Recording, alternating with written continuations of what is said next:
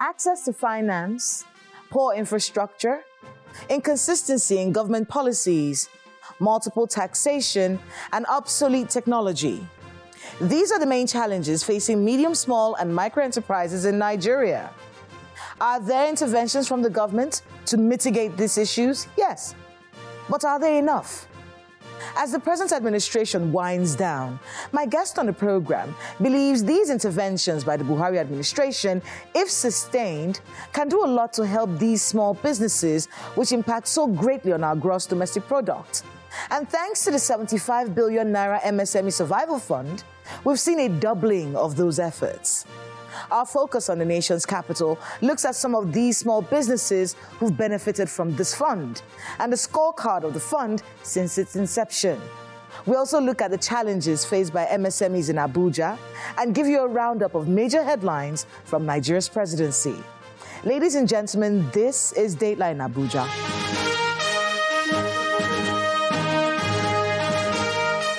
Hello and welcome to Dateline Abuja. I am Kayla Megwa. We begin with all the major stories making the rounds from Nigeria's seat of power. The CBN governor, Mr. Godwin Emefiele, has announced that the Apex Bank intervention to increase the monetary policy rate is yielding results as inflation is gradually decreasing month on month.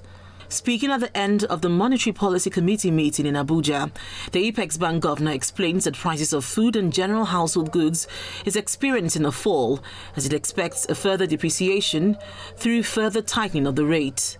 While announcing the launch of a new Naira note slated for Wednesday, November 23rd, he explains that the January 31st date for the collection of all Naira notes still stands as there won't be any form of extension. We will not shift any deadline. What we have done is not against the law. It is in tandem with the law. President Buhari has officially unveiled the redesigned Naira notes, comprising 1,000 notes, 500 and 200 Naira notes in the council chamber at the State House. This is the first time in 19 years Nigeria will be redesigning its currency notes.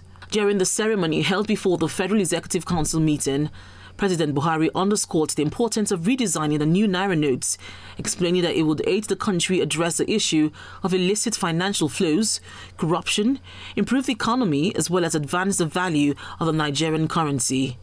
He, however, appealed to Nigerians to embrace a new policy to redesign the Naira. There was an urgent need to take control of currency in circulation and to address the hoarding of Naira banknotes outside the banking system. The shortage of clean and fit banknotes in circulation and the increase in counterfeiting of high-denomination Naira banknotes.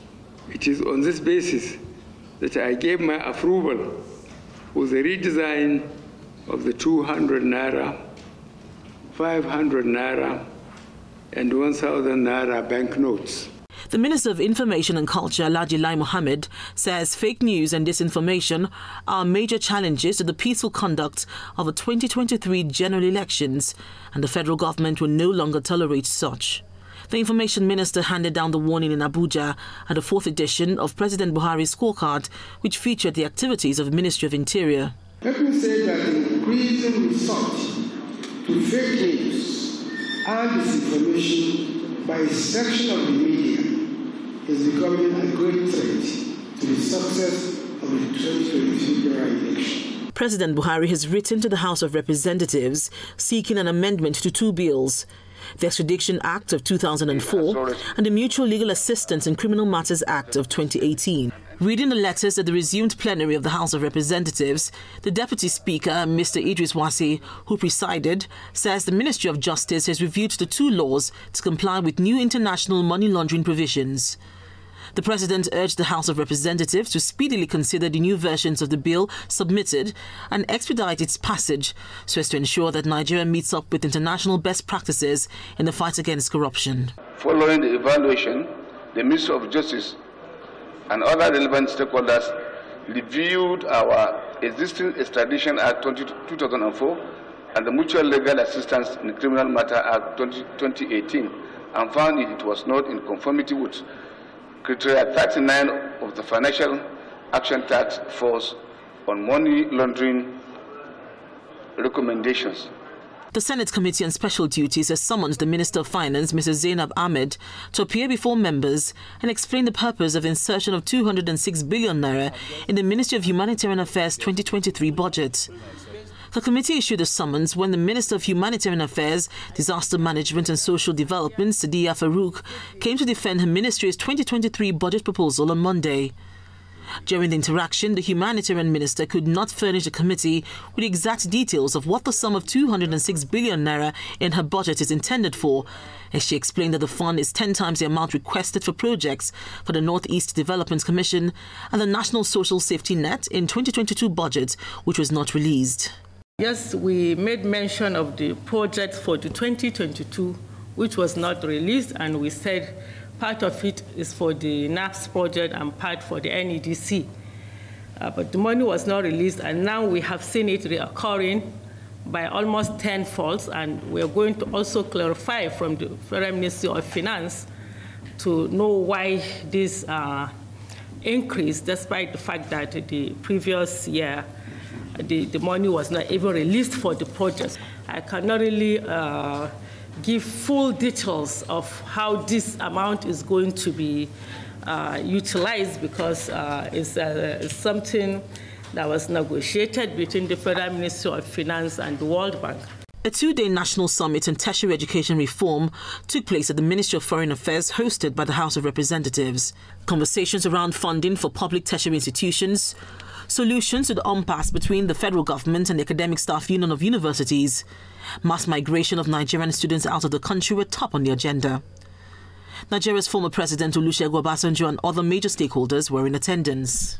We must provide the resources to modernize and improve our education infrastructure and provide the right training for young people from primary through tertiary education. This goes to the heart of our survival as a nation and as a people. I say that because I believe our country will not survive long if our children cease to believe their best dreams are possible here. The chairman of Independent National Electoral Commission, INEC, Professor Mahmood Yakubu, says the commission is not going back on its decision to upload the results of the 2023 general elections on its result viewing portal, which will enable Nigerians to track the results as they are collated from the polling units. He made a stance of the commission known during the National Stakeholders Forum on the 2023 general elections organized by the Nigerian Civil Society Situation Room in Abuja. According to him, INEC's loyalty is to Nigerians and not to anyone. I wish to reassure Nigerians that the BVAS has come to stay are the only means of accreditation on election day. There will be no incident form on election day. Results from polling units will be uploaded to the RF portal in real time on election day. A 95% financial inclusivity for Nigerians in 2024 forms the heart of conversations holding at a two-day hybrid International Finance Inclusion Conference holding in Abuja, hosted by the Central Bank of Nigeria's National Financial Inclusion Steering Committee. The head of the committee and governor of the Central Bank of Nigeria, Mr. Godwin Emefiele, at the opening ceremony, draws a parallel between financial inclusivity and economic growth, as did the representative of President Buhari at the event. Various up-to-date researches and painstaking analysis show a positive correlation between financial inclusion rate of a country and its GDP growth.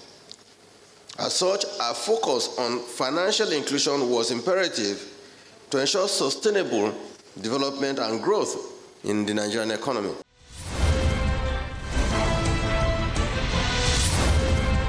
Welcome back. Let's talk business. Medium, small, and micro enterprises, to be precise, the backbone of Nigeria's economy. In 2019, the Nigerian Bureau of Statistics stated that a total of 41.5 million micro, small, medium enterprises in Nigeria contribute 47.8% to the country's gross domestic product. That's 96% of Nigeria's businesses and 84% of employment in this country. This is a sector not to be toyed with. A sector that needs all the assistance it can get, especially in these times we're in. One of such interventions was the MSME Survival Fund. And in our focus on the nation's capital, we listened to its scorecard since the 75 billion Naira fund was created in September the 21st of 2020. We also went to see some of these businesses and hear firsthand from these business owners what their challenges are, if they've benefited from any of these interventions from the government, and if they have, were the interventions sufficient? Artisans from different parts of the Federal Capital Territory are here for the 30,000 Naira grant promised by the federal government as part of the plans to cushion the effect of the COVID-19 pandemic. The recipients applaud the government for the scheme, but like Oliver Twist, they are asking for more. This is the first time, whether you believe it or not, we see a government that cared for the artisans. This is the first time we see a government that decided to bring themselves down to our level. So we have to have patience. We have to have patience. We have to have patience. We did not force them to come and snap us. We did not force them, to pay those they have paid. We did not force them to come here today. So let us be patient. The one we are appealing to you people, those of you from the government, is that many have gotten and many have not gotten.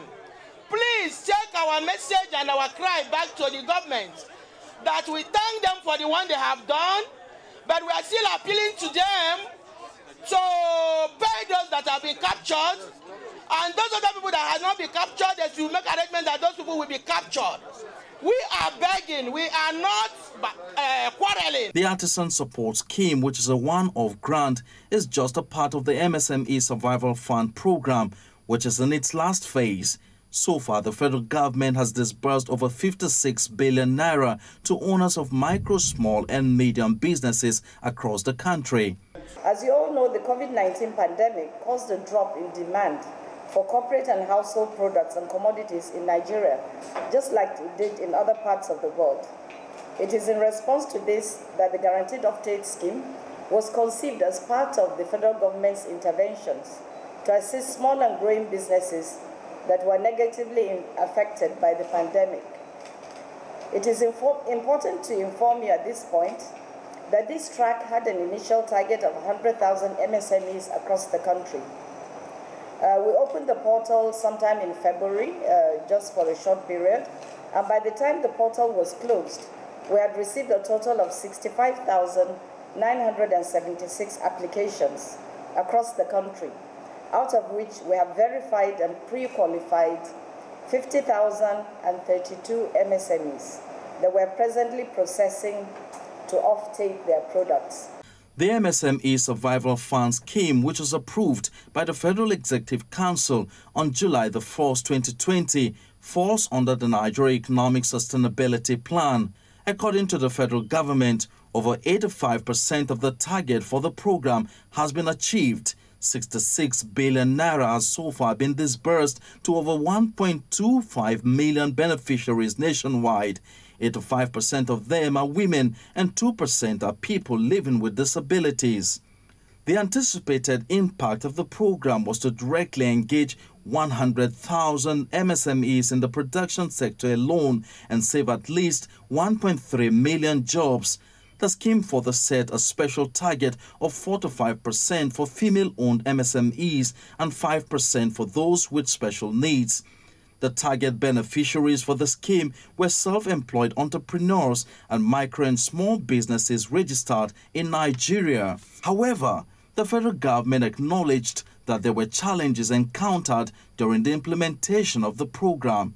19,928 beneficiaries failed to deliver their items after receiving the initial 30,000 Naira, which was a sort of mobilization fee, thereby breaching their contract with the federal government. STECO has directed the appropriate agencies to commence the process of recovering such monies and possibly prosecuting the defaulters, as they have blocked the chances of many MSMEs that would have benefited from the scheme. Beneficiaries who made judicious use of the interventions are given certificates of excellence.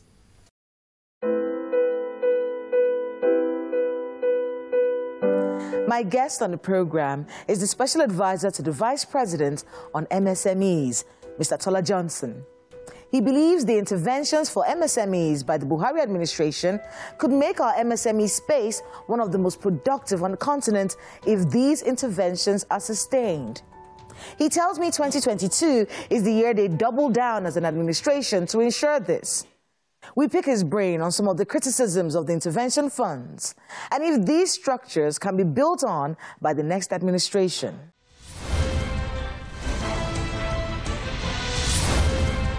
Tola Johnson, welcome again to Dateline Abuja. Thank you very much. There hasn't been a lot of talk about the shared facility and the social intervention programs. The last time we spoke, you were talking about leather shoe hubs in Aba, you know, the work that was being done in Onitsha and all of that. What's happening right now? Okay, so what we've done is to take a breather. What we're trying to do now is to get together. We're compiling everything that's been done in the MSME space since 2015, when this government came in.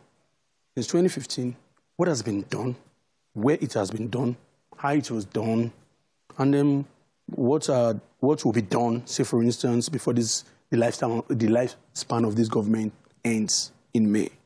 We're putting all that together as a compendium in a book that will be launched on the 1st of December. And there will be a public presentation by Mr. President and Vice President. You know, it's going to capture everything, well, let me say almost everything that we have done in this government in the MSME space. Whilst talking about that, the last shared facility was Edo State. Now, before the end of the year, His Excellency Mr. Vice President will be commissioning shared facilities in Ogun State and Kogi State. The first quarter of next year, it will be commissioning about 6. And once those ones are commissioned, we'll leave it at that and see where we are, evaluate if further commissionings can be done before another government comes in. But we'll be leaving, what we'll be leaving for the incoming government will be something that they can build on. For many people, they probably didn't know that these activities were going on, but there was a portal. People were registering on that portal. We kept track. We kept track of that particular progress. But just break it down for us a little bit. When did this start? How much did it cost? How much of it has been given so far? And what's the plan for next year? Okay, so the survival fund, like we all know, was as a result of the unexpected COVID pandemic. Now, the Nigerian government moved very quickly to try and avert mass sacking in the MSME space. And that's why we launched the Survival Fund to help businesses pay some of their staff. How many businesses were you able to reach? Now, for the Survival Fund, the total number of beneficiaries for the Survival Fund is well above 1.2 million. The total package for the Survival Fund was 75 billion. That's excluding every other thing. So the scheme is now officially closed. It's closed. A report is being generated that will be submitted to Mr. Vice President by the... That's for the Survival Fund? That's for the Survival Fund. Okay. Now, for the MSME clinics, it's not a budgeted... So Survival Fund, just people... I like to hear these figures. It was 75 billion. It was 75 billion. Was all of it used? Everything was used for every component that was meant to have been used for. The 75 billion, the aspect that was supposed to be used for those that would handle the scheme, the aspect that was supposed to be given to the MSMEs themselves. Because when you have 10 Naira, for instance, if you are supposed to use 5 Naira inside the 10 Naira to ensure that the 9.50 kobo goes around to everybody. You know, basically, but everything has been judiciously used. We have the total number of beneficiaries. We have their numbers. If, for instance, if anybody just decides that they want to call anybody randomly, any state governor decides that, you say you have given 35,000 people in my state this thing, we are not sure. You actually have your We have our records. database. So 75 billion, 1.2 million people. Over 1.2 million people, over 200,000 businesses for the Survival Fund. Yeah. Let's go to the shared facility. Now, the shared facilities, the MSME clinic is not budgeted for. Reach out to all the state governments. Had a meeting with all the governors and say, listen, I'm going to come. The president has approved that I should lead this thing. I will come. I'll come to your state, state by state. I will come. I will even go walk around your exhibitions with you as a governor. Just cooperate with my team. Let them organize these clinics. They will bring all these agencies, the NAFDAC, SON, BOI, CAC, every agency that you think is an impediment, will bring their heads and we'll talk to the MSMEs together. What are your issues? The agencies will be there for 2 days. You, MSMEs, be on one side. The agencies on the other side. There's a problem, go to the agencies. The agencies solve these problems. However, we understand that there are problems that cannot be resolved on the spot. Initiate a process to resolving those problems. You know, and I must tell you that it has really worked. We've had 30 MSME clinics. We've had 606,000 MSME exhibitors across those 30 MSME clinics. The number of problems that have been resolved and that have been scaled up, close to 170-something thousand businesses. You know, so it's been impactful. I happen to know the work that you do because I follow you around, you know. But there are many people who are not following you around like I am. So they don't know how much work is. I remember one time we went to this leather factory in Lugbe. Yeah. And I remember looking at those workers and all of them excited about the opportunity that they've been given to work. The owner of that facility was about to shut down. And the interventions helped her. It was a woman, I remember this. And I remember that the vice president was there under the rain. I'll never forget this. We were standing under the rain and he was going, and I remember that they had given them some contract to make the shoes for NYSC boots and whatnot. So a few of us know these things, but it's not public knowledge. And some people will say, well, you decided to use technocrats, you didn't use the party, so you wouldn't get the kind of traction that you need for this sort of work. Apparently, if it was given to the party, then we would have more people talking about it on social media. In fact, that politician said, we would make it the criteria for you benefiting from this facility would be that you must talk about it. Your work doesn't speak for yourself. You have to blow your own trumpet. That's the thinking process. What do you think about that? So this politician, I don't know who he or she is, he's not totally wrong. But you must also understand that in everything in life, you must balance. You know, everybody that's benefited from any of the MSME scheme that we have had, should it be the MSME award, should it be the shared facility, MSME one-stop shop survival fund, are all Nigerians. You know, first things first, once you become a president, you know, once you are declared a president, you now rise above my party. You now become father for all. You understand? First of all, you are father for all. Now, in being father for all, you will, of course, not neglect the platform that brought you into government. But you see, from President Buhari, he's just been MSMEs regardless of party affiliation. You're handling this MSME intervention for how long now? 7.5 years. What are you going to do next, Tola? You knew that was coming. Come on. Yes, what are you going to do next? We'll just, I think the next thing I'll do is, first will be to go for a Thanksgiving somewhere and thank God for giving me the privilege to have handled what I handled. Because, listen,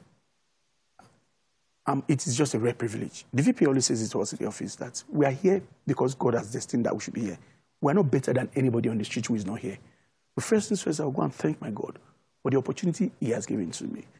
Then pray about my future. So good luck with the work that you do. And thank you so much for being with us on Dateline Abuja. Thank you very much. Thank you very much, your station. Thanks to my guest, Mr. Tola Johnson, and to everyone who spoke to us today on the program. The truth is, Nigeria is a country of micro-enterprises. 41.4 million micro-enterprises as of 2019. And that accounts for 99.8% of the MSME space. Small businesses and medium enterprises make up just 0.2% of that space. Wouldn't it be a fatal mistake for our country if these businesses fail? Imagine the rise in crime that will most certainly be a fallout of these businesses crashing. Imagine a country where 41.4 million businesses shut down, rendering added millions of people unemployed. It may not look like your problem right now, oh boy, it most certainly will be your problem then. Hopefully, whatever administration comes on board next will take this into cognizance. That's Dateline Abuja this week. Please let us know the happenings in your neighborhood using the social media handles showing right now on your screen. Thank you so much for watching. I'm Kayla Megwa. See you next time.